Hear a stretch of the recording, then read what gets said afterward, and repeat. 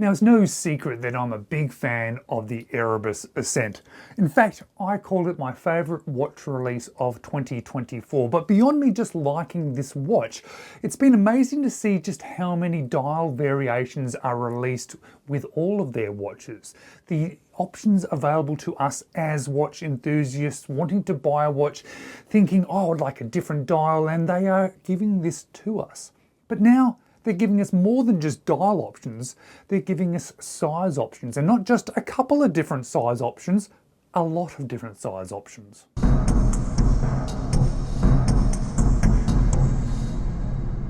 Hello, you're watching James. My name's James, you're watching me, and I am talking about watches. And last year, when I did my full review of my 39mm Erebus Ascent, I called it my favourite watch release of the year because it was my favourite watch release of the year.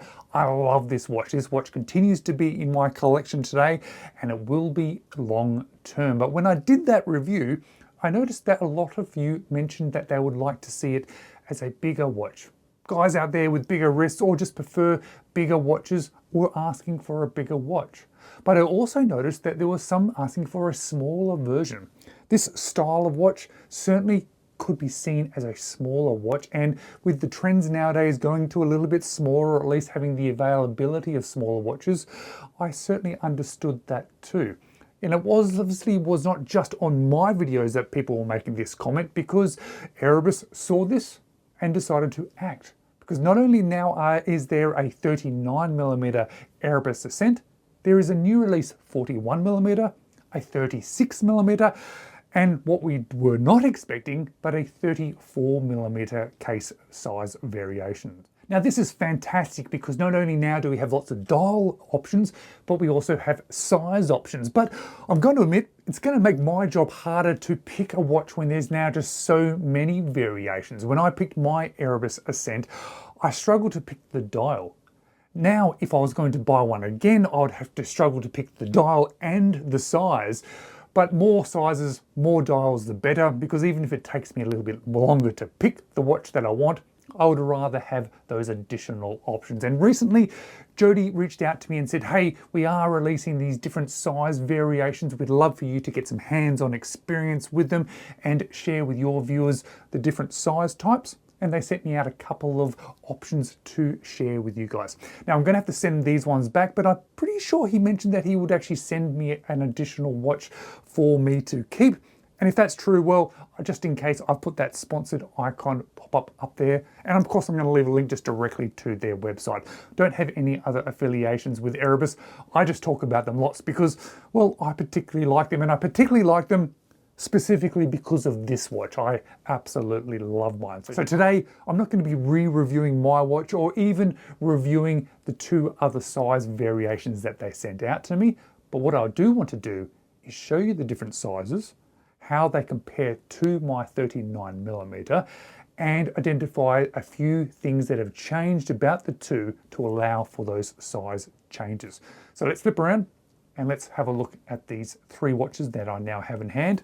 One of them is mine, and two different size variations. So when you put all these three sizes of the Erebus Ascent side by side, you can clearly see that they are all Ascents. They have a design language that is repeated between them, as you would expect, because they are just different sized versions of the same watch. However, besides the size differences, there are a couple of other qualities about them that are a little bit different. But firstly, let's go through the exact size dimensions so that we know what we're dealing with, and then go through those couple of things that I think are worth pointing out that perhaps aren't immediately obvious. Certainly the dial variations between them are also different, but we're going to put that aside for this particular video. Not talking about dials, I'm talking about sizes. And out of the 4 sizes that are available, I have now 3 of them in my hand. The 36, the 39, which is my personal watch, and the 41.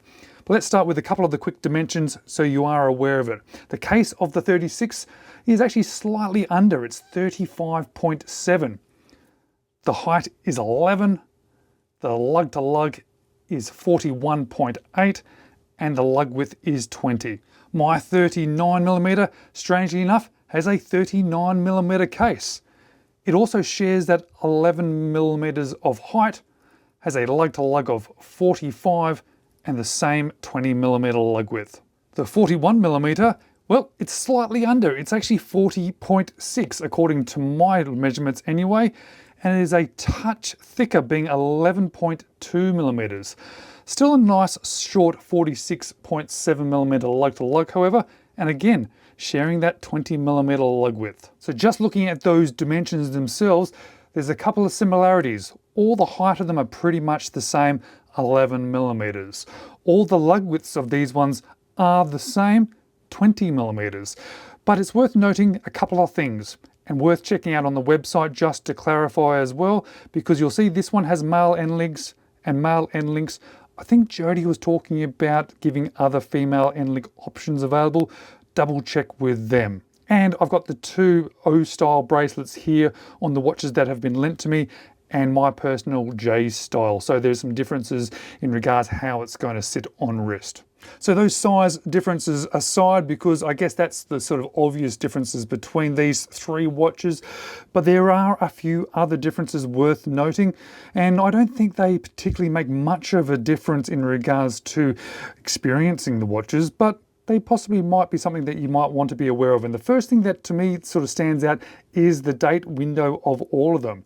The 36 millimeter you see is set fairly low on the dial, and there's no marker underneath it, no cut-off marker. My 39, it's set slightly higher, and there's a little bit of a 6 o'clock marker there cut off. And the 41, it's set up just a little bit higher again, and there's a slightly more of a cut-off 6 o'clock marker. And the 41 all have this sloped chapter ring there. That is repeated on all three models. However, on the 34 millimeter, the smaller watch that I don't have hands-on experience with or don't have here with me in the studio, that is missing that chapter ring, allowing for that watch to be a little bit smaller without taking too much out of the dial, which I think is completely understandable. Because if this one was smaller as like that 34 is, I think you'd end up with the dial being a little bit too small. So removing that chapter ring allows for those markers and for that dial to be a little bit more present. But I think the differences between them, the most subtle differences between them that you don't really tend to see without having hands-on experience with, is the case differences. Firstly, what I will say is the sort of transitions and the brushing into that polish, into that line of brushing just along the sides, and then that undercut of polish, that is repeated between all these three models. You can see that they have brushing, polish, brush, polish. So that is the same. However, because they all have this same lug width, that means there has to be some changes with the case beyond just the overall dimensions. And I'll use the smaller one and the bigger one to give you the best example of this that shows you the differences between them. Because look at the lug width, that is the same, so the bracelets pretty much look the same. But then to account for that same bracelet on different size watches, those lugs are different. They're slightly different positioned, and there's a little bit less and a little bit more material on both of them. On the 41, you'll see that the lugs come all the way up to that sort of lug width there, or that bracelet, and there's a reasonable amount of brushed material here. On the smaller version, the 36, you'll see that lug starts much earlier there. Therefore, it's cut further into the lug, and therefore that brushing section has a little bit less material. Now you may wonder, why does that really matter? Why would you even bother pointing that out? Because it doesn't make a huge difference until you actually then look at how the flow between the bracelet and the watch sort of occurs.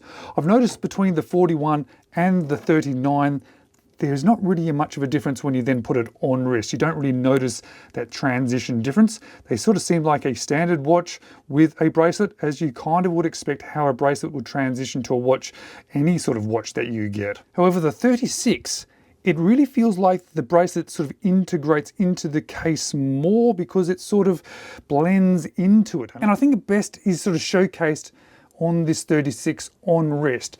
It sort of feels like the bracelet blends into the case more and it becomes one cohesive unit, almost a little bit like wearing a bracelet. Now that may not be the best way to describe this. I'm not saying it feels or looks like a bracelet, but because it sort of fits into the lugs like that, it feels a little bit more integrated, perhaps more than general watches. Whereas the 41, it just feels much more standard, which is not a positive or a negative about either of these. It just changes the on-wrist experience a little bit. Now you will see with this 41, with this male end link, the bracelet doesn't feel like it fits me properly.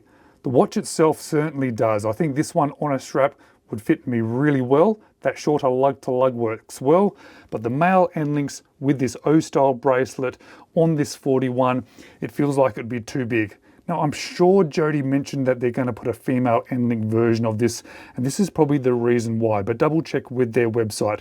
I think that would also be alleviated if you then utilized the J-style bracelet too, because it does then fall away straight away. But for me, if this was actually my watch with this specific bracelet, I would then have to wear this one on a strap. And you'll see how much different that is compared to my 39mm, where it really then drapes around my arm. Partly because of that bracelet size, but also because it is a little bit smaller there from a lug-to-lug perspective. Now, when they announced that they were doing different sizes, I thought that was absolutely fantastic, but there was a little voice in the back of my head that was just a little bit worried. I was a little bit worried that I thought, oh, maybe the 39 is not going to be the right size for me. Maybe I would like it a little bit smaller, or perhaps I would like it a little bit bigger. And that worried me a little bit because of just how much I love my 39. But now that I've got these ones in hand, I can say that I like the 41 and I like the 36, but the 39 is perfect for me. It just continues to be the one that stands out to me on my wrist and in my collection. So I'm not going to be changing out sizes, but it is so nice now to not only have so many different dial variations, but also size variations too, so people can find the right size for them, because I continue to think this is one of the best watches that I have in my collection, one of my favorite watches I have in my collection. Still the best watch that I bought last year in 2024. So now I think with the different sizes, it gives some more availability to different people and different size variations that they prefer, or their wrist sizes. So thanks very much to Erebus for allowing me to borrow these two and compare them. It certainly now makes me feel very confident that I have the right one in my collection, which I think would have been a little bit of a nagging thought in the back of my mind, whether or not it actually was the right size. I now know it is. So thank you very much, and I'm looking forward to seeing what comes next from Erebus, because I can foresee there being a lot of interesting watches coming, and I'm definitely going to have to put some money aside to buy them. But whilst we wait for those new releases from Erebus, maybe you'd like to watch another couple of my videos next.